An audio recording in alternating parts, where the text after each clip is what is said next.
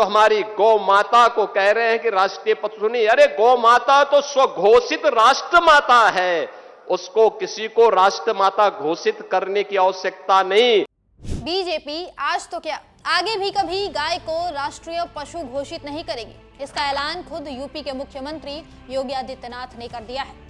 सोमवार 1 जून को योगी आदित्यनाथ यूपी के बिजनौर में आयोजित एक कार्यक्रम में पहुंचे थे। इस दौरान उन्होंने गाय को लेकर बड़ा बयान दिया। योगी ने कहा कि गाय हिंदू समाज के लिए सिर्फ एक पशु नहीं बल्कि माता है और माता तथा पुत्र के बीच के रिश्ते को किसी सरकारी घोषणा की आवश्यकता नहीं होती।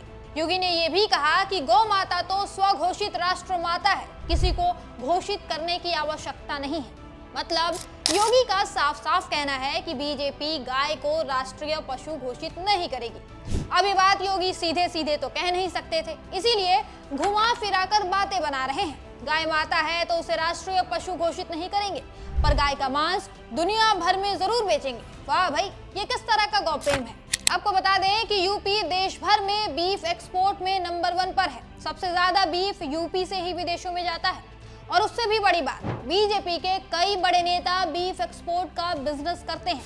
इसमें सबसे बड़ा नाम है संगीत सोम का, जो बीजेपी के फायर ब्रांड नेता कहे जाते हैं। संगीत सोम के बीफ कनेक्शन की एनडीटीवी ने 2015 में जांच की थी। उस समय एनडीटीवी को कुछ ऐसे दस्तावेज मिले जो ये साबित करते थे कि भाजपा नेता संगीत सिंह सोम सिर्फ एक नहीं बल्कि 2 मीट प्रोसेसिंग और एक्सपोर्ट कंपनियों से जुड़े हुए थे। एनडीटीवी ने आधिकारिक दस्तावेजों के मुताबिक बताया था कि संगीत सिंह सोम साल 2005 से 2008 तक अल्दुआ food processing private limited company के डायरेक्टर रहे। कंपनी की अपनी वेबसाइट पर साफ लिखा है कि वे भारत के हलाला मीट के प्रमुख उत्पादक और निर्यातक हैं। दस्तावेज ये भी दिखाते हैं कि संगीत सोम दूसरी कंपनी अल अनाम के एसोसिएट डायरेक्टर भी थे। उनका ये पद फरवरी 2008 से जून 2008 तक रहा। एनडीटीवी की रिपोर्ट के मुताबिक अल्दुआ कंपनी में संगीत सोम के पास 33% हिस्सेदारी भी थी। जब उस वक्त इसे लेकर भाजपा के पूर्व विधायक संगीत सोम से सवाल किया गया तो उन्होंने टाल मटोल कर दिया, सवाल का जवाब नहीं दिया। आज भी ये खुद को बहुत बड़ा हिंदूवादी नेता बताते हैं, गौरक्षा पर बड़े बड़े बयान देते हैं, लेकिन इनका खुद का अतीत बीफ एक्सपोर्ट से जुड़ा रहा है। इसी तरह बीफ एक्सपोर्ट से जुड़ा दूसरा बड़ा नाम है नितिन गडकरी का। 2026 में द कारवां मैगजीन ने एक बड़ी जांच रिपोर्ट प्रकाशित की। इसमें बताया गया कि रेम्बल एग्रो एंड फूड्स नाम की कंपनी बफेलो मीट का एक्सपोर्ट करती है। ये कंपनी वियतनाम, ओमान और मध्य पूर्व के देशों में मांस निर्यात करती है, लेकिन इस कंपनी पर गाय का मांस बेचने के भी आरोप लग चुके हैं। मार्च 2022 में महाराष्ट्र के लोनावला में रेम्बल एग्रो का एक ट्रक 28 टन मीट के साथ पकड़ा गया था। कंपनी का दावा था कि ये भैंस का मांस है, जो कानूनी है, लेकिन कोर्ट ने दस्तावेजों को संदिग्ध पाया।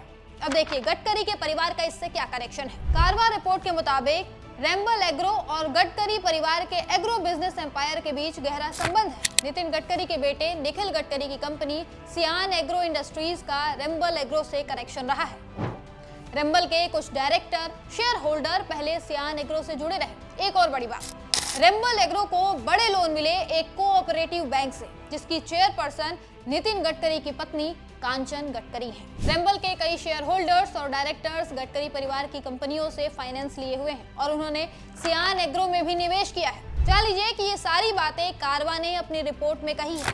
कहने का मतलब है कि बीजेपी के कई बड़े नेताओं के नाम बीफ एक्सपोर्ट कंपनियों से जुड़े रहे हैं। इतना ही नहीं, बीफ एक्सपोर्ट कंपनियों से बीजेपी जमकर चंदा भी वसूलती है। भारत के सबसे बड़े बीफ एक्सपोर्टर अल्लाना ग्रुप ने 2024-25 में भाजपा को 30 करोड़ रुपए का चंदा दिया, जो इस साल भाजपा को मिला सबसे बड़ा डोनेशन था। इससे पहले इलेक्टोरल बॉन्ड्स के जरिए भी अल्लाना ग्रुप ने 2019-20 में भाजपा और शिवसेना को चंदा दिया था। यानी बीजेपी के नेता बीफ एक्सपोर्ट का धंधा तो करते ही हैं, साथ ही बीजेपी भी बीफ एक्सपोर्ट करने वाली कंपनियों से मोटा चंदा लेती है। अब आप खुद सोचिए, बीजेपी कैसे गाय को राष्ट्रीय पशु घोषित कर सकती है? उसका तो धंधा ही चौपट हो जाएगा। देश के मुसलमान भी ये बात अच्छी तरह से समझ गए, इसीलिए उन्होंने बकरीद के मौके पर गाय को राष्ट्रीय पशु बनाने की मांग उठाई। यूपी, बिहार और राजस्थान के अलग अलग हिस्सों से एक साथ सबने गौमांस खाने और गौमांस की बिक्री पर रोक लगाने की मांग उठाई। पर अब योगी का बयान सुनकर लगता है कि बीजेपी ऐसा करने का सपने में भी नहीं सोचने वाली है।